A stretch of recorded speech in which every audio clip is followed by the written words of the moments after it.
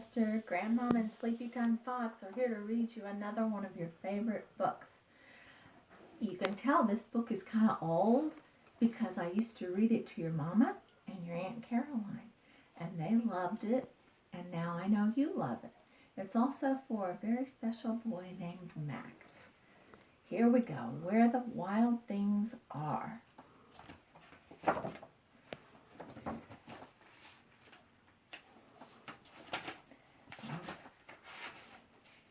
The night Max wore his wolf suit and made mischief of one kind and another.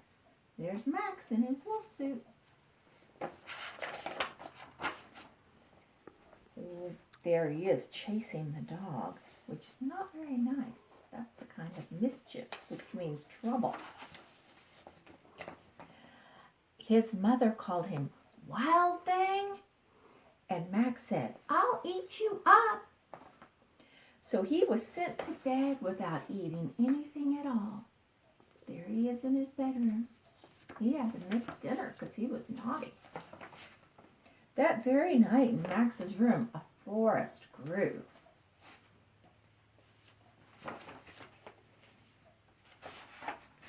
And it grew. Look at all the trees, Callister. And it grew until the ceiling was hung with vines.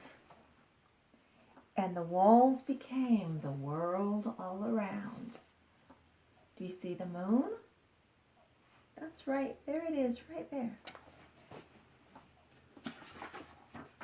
And an ocean tumbled by with a private boat for Max.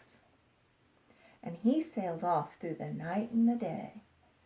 There's Max in his boat, and it says Max right there. And in and out of weeks and almost over a year to where the wild things are.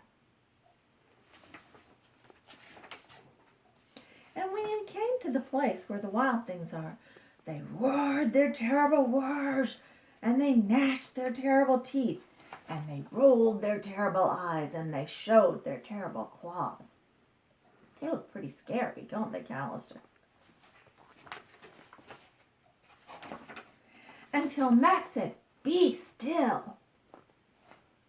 And he tamed them with the magic trick of staring into their yellow eyes without blinking once, and they were frightened, and they called him the most wild thing of all. And they made him king of all the wild things. Look at that. He's got a crown. He's the king now. "And now," cried Max, "let the wild rumpus begin."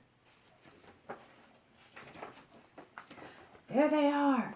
They're howling at the moon and dancing underneath the moon. They're having a great time. And here they are swinging through the trees. And Max is right in the middle of all the fun, right there. And now they're having a parade. And Max is riding on the shoulders of one of them. He's the king. "Now stop," Max said. And he sent the wild things off to bed without their supper. And Max, the king of all wild things, was lonely. And he wanted to be where someone loved him best of all. Then all around, from far across the world, he smelled good things to eat. So he gave up being king of where the wild things are. But the wild things cried, "Oh, please don't go. We'll eat you up. We love you so." But Max said no. The wild things roared their terrible roars and gnashed their terrible teeth and rolled their terrible eyes and showed their terrible claws. But Max stepped into his private boat and he waved goodbye.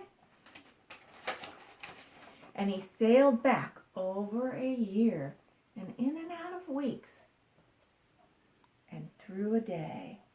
There's the moon, a full moon shining, showing him the way back home. And into the night of his very own room, where he found his supper waiting for him.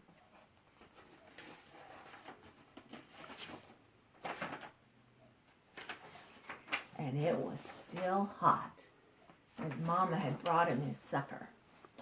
So, Callister, I love you very much, and I can't wait to see you again. And good night.